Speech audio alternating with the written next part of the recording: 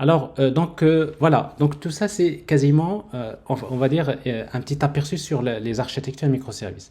Alors maintenant, si en termes de test, quand vous développez une architecture microservice, vous avez besoin d'élaborer une stratégie de test pour l'architecture microservice.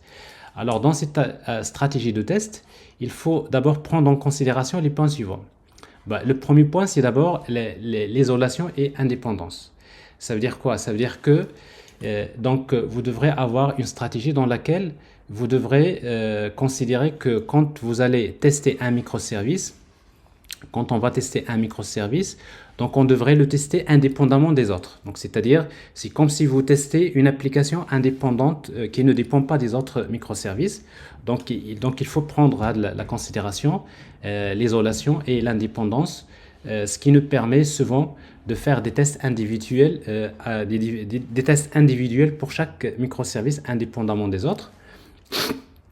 Alors forcément, on aura besoin on va le voir, donc de faire des tests unitaires, on aura besoin de faire des component tests, c'est-à-dire les tests de composants, et nous aurons besoin de faire les tests d'intégration également, notamment au sein du même microservice, mais tout ça de manière isolée, c'est-à-dire indépendamment du reste.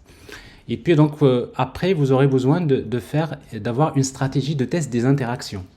Alors forcément, les microservices, ils vont devoir communiquer.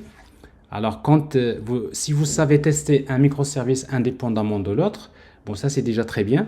Donc, c'est quelque chose qui est simple à faire, donc ça, on va s'y arrêter. Mais à un moment donné, vous aurez besoin de tester la communication, c'est-à-dire vous aurez besoin de tester c'est-à-dire automatiser les tests de l'interaction entre les microservices.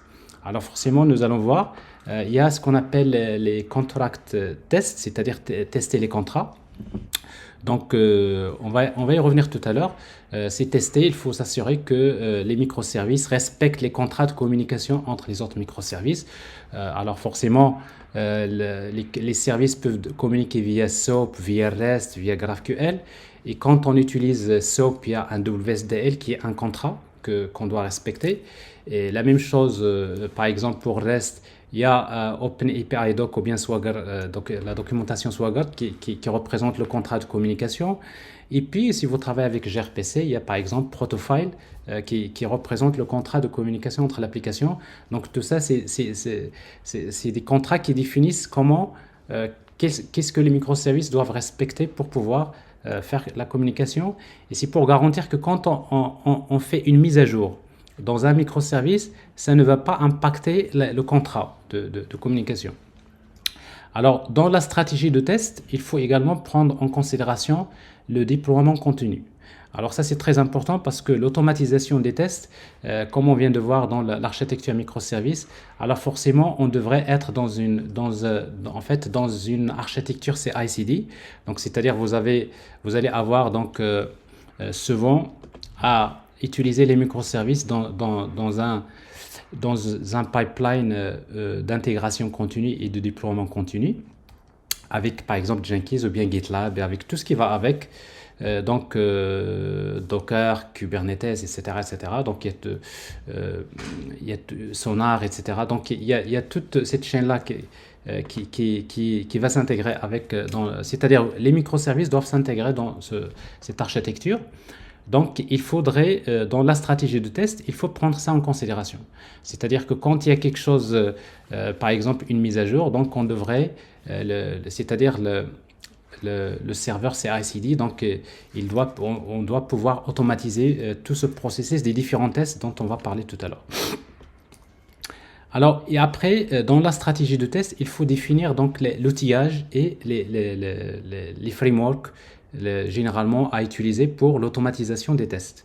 Alors forcément, il faut bien définir, l'entreprise a besoin de bien définir quels sont les différents, pour chaque, par exemple, couche du microservice, pour chaque partie de test, on va utiliser quel type de framework, et comme ça doit être clair au sein de l'entreprise.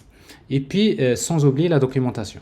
Alors, dans la stratégie, dans le document de stratégie de testing, donc on aura besoin donc de rédiger des documents de communication qui va agir comme un guide pour les équipes de test.